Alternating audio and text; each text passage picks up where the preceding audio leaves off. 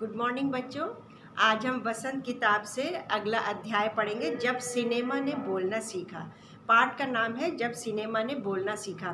यह आज़ादी से पहले की बात है बेटा। जब पहले अभी तो आजकल हम जो फिल्म्स देखते हैं, पिक्चर्स देखते हैं, उसमें तो सब हीरो हीरोइंस बोलते हैं ना, लेकिन पहले ऐसा नहीं था। पहले ऐसी पिक्चर्स बनती थी, ऐसी फिल्म्स बनती थी जिसमें हीरो हीरोइन बोलते नहीं थे, सिर्फ लिप्स चलते थे, लेकिन वो बिल्कुल चुप रहते थे। शांत मूवीज़ हुआ करती थी। लेकिन धीरे धीरे से पिक्चर्स में कैसे आवाज़ आई, हीरो हीरोइंस ने कैसे बोलना सीखा, कैसे पिक्चर्स ऐसे बनने लगी, वो इस पाठ में हम पढ़ेंगे। ये सिनेमा के बारे में पाठ है। 14 मार्च 1931 यानी 14 मार्च 1931 की तारीख ऐतिहासिक थी, एक हिस्टोरिकल डेट बनी है।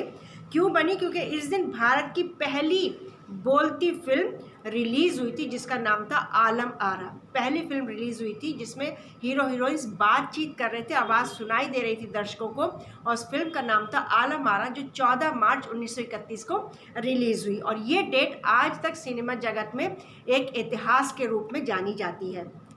इससे पहले मूक फिल्में बनती थी, यानी जिसमें आवाज़ नहीं होती थी, वो फिल्में बनती थी।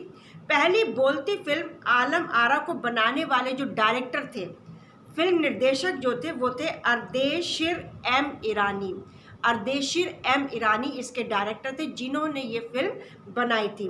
उन्होंने 1929 में 1929 में जो ये फिल्म डायरेक्टर ईरानी थे, इन्होंने हॉलीवुड की एक बोलती फिल्म शो बोट देखी थी 1929 में, और तब से ही उनके मन में था कि वो भी एक बोलती फिल्म बनाएंगे।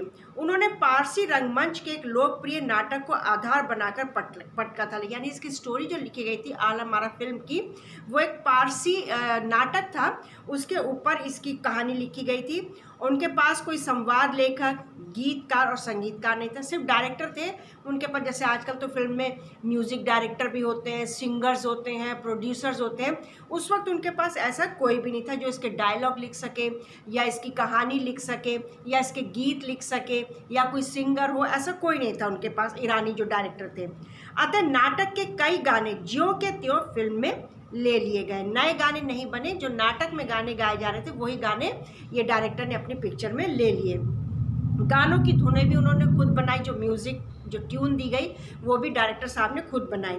संगीत में केवल 3 वाद्य यानी 3 इंस्ट्रूमेंट थे म्यूज़िक के लिए, तबला, हारमोनियम और वायलिन, सिर्फ ये 3 थे। आज तो हम देखते ना, इंडियन आइडल आता है, बड़े बड़े शोज आते, उसमें कितने ढेर सारे म्यूजिशियंस होते हैं। और जब ये फिल्म के गाने रिकॉर्ड किए थे तो बहुत सारे म्यूजिशियंस होते हैं, 100 से भी ज़्यादा। लेकिन उस वक्त इनके पास ज़्यादा इंस्ट्रूमेंट्स नहीं थे, सिर्फ तबला, हारमोनियम और वायलिन था। फिल्म के पहले पार्श्व गायक यानी पहले जो सिंगर थे वो थे WM खान। वो थे इस फिल्म में जिन्होंने गीत गाए थे। पहला गाना था दे दे खुदा के नाम पर प्यारे, अगर देने की ताकत। ये पहला गाना इस फिल्म का था। फिल्म की शूटिंग रात में करनी पड़ती थी, दिन में नहीं होती थी, रात में होती थी।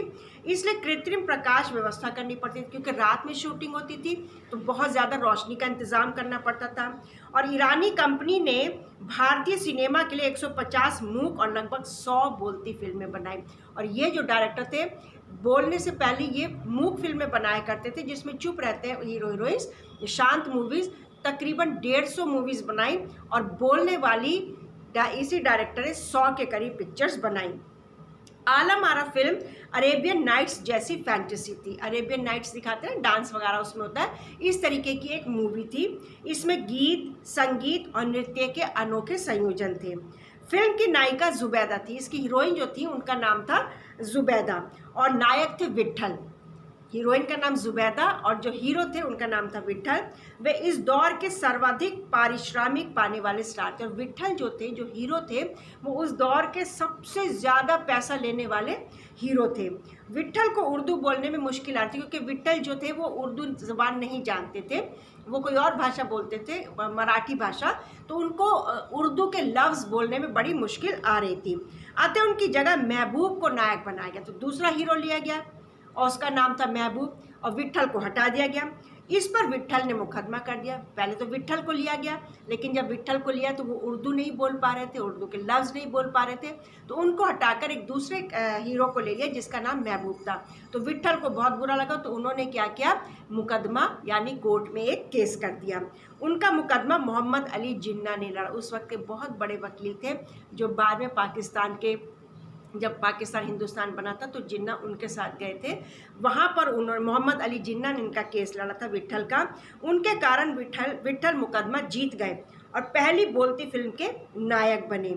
मराठी और हिंदी फिल्मों में वे लंबे समय तक नायक और स्टंटमैन के रूप में सक्रिय रहे। विट्ठल जो थे पहले बोलती फिल्म के हीरो ही बने, और उससे पहले वो काफ़ी मूक फिल्मों में काम भी कर चुके थे और बहुत फेमस हीरो थे वो। और वो अपने समय के बहुत फेमस हीरो और स्टंटमैन थे। स्टंटमैन समझते ना, जो ऊपर से कूदना ये सब करना अपने आप करते हैं। तो आजकल तो हीरो हीरोइंस अपने आप नहीं करते, दूसरे लोग उनकी जगह करते हैं, बस चेहरे लगा दिए जाते हैं, लेकिन तब ये अपने स्टंट्स खुद किया करते थे।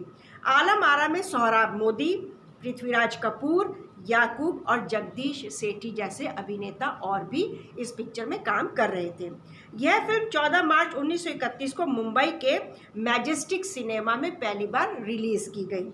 यह फिल्म 8 हफ्ते तक चली और हाउसफुल चली, और इतनी भीड़ हो जाती थी कि पुलिस को कंट्रोल करना मुश्किल हो जाता था, क्योंकि पहली बोलती फिल्म थी, सबको क्रेज था इस पिक्चर को देखने का।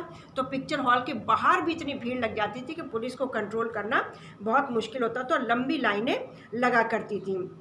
अन्य सामाजिक विषयों पर भी कई बोलने वाली फिल्में बनी बाद में। ऐसी फिल्म थी खुदा की शान।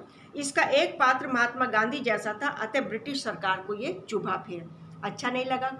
पहली फिल्म तो बन गई आलम आरा, उसके बाद दूसरी और भी बहुत सी फिल्में बनी जिसमें सब बोलने वाली फिल्में बनी थी। उसमें एक और फिल्म बड़ी फेमस हुई थी जिसका नाम था खुदा की शान, और उसमें एक कैरेक्टर था जो महात्मा गांधी के ऊपर था।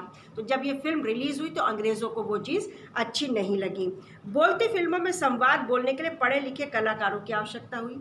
अब बोलती फिल्मों में भाई, क्योंकि डायलॉग पढ़ना है, सीखना है, याद करना, तो अब पढ़े लिखे कलाकार चाहिए, अनपढ़ कलाकार तो चलेंगे नहीं। तो अब बड़े पढ़े लिखे कलाकारों की ज़रूरत पड़ने लगी। उस दौर की फिल्मों में कई गायक अभिनेता बड़े पर्दे पर नज़र आने लगे।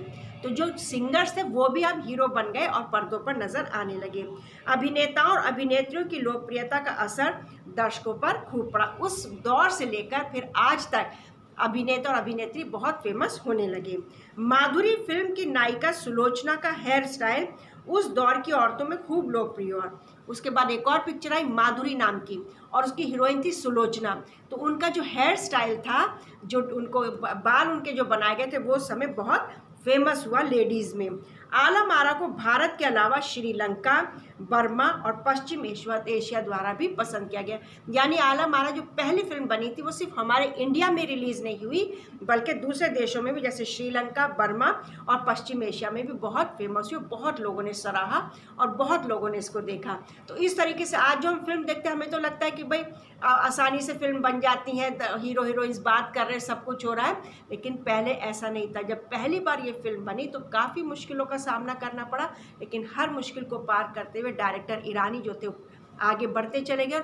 आज उनके ज़रिए से ही हमें ये फिल्म जगत में ऐसी पिक्चर्स देखने का मौका मिलता है। बेटा ये लेसन पूरा एक बार अपने आप पढ़ेंगे, छोटा चैप्टर है, बोल बोल के ज़ोर ज़ोर से, इससे हमें मात्राओं का ज्ञान होगा, हिंदी पढ़नी लिखनी भी आएगी, ठीक है ना। अपने आप पूरा पाठ पढ़ेंगे, क्वेश्चन आंसर्स मैं भेज दूंगी, शब्दार्थ मैं भेज दूंगी, वो अपनी कॉपी में करेंगे। नेक्स्ट क्लास जब होगी, नेक्स्ट वीक में, अगले हफ्ते में जब क्लास होगी तो उसमें हम ग्रामर करेंगे और उपसर्ग और प्रत्यय करेंगे। ये सब बच्चे ध्यान रखेंगे। अटेंडेंस का ध्यान रखेंगे, 11 बजे से लेकर 11:10 तक अटेंडेंस आनी चाहिए। बार बार मैं बोलती हूँ, 11 बजे से पहले जिसकी आएगी और 11:10 के बाद जिसकी आएगी उसकी एब्सेंट लगेगी। और 2 बजे के बाद जो बच्चा अपना काम इस पर फ़ोन पर पोस्ट करेगा, ग्रुप पर डालेगा, मैं उसकी एब्सेंट लगा दूंगी और रिमूव कर दूंगी। इन थोड़ी सी बातों का ध्यान रखना है, घर में रहना और सेफ रहना है। All the best.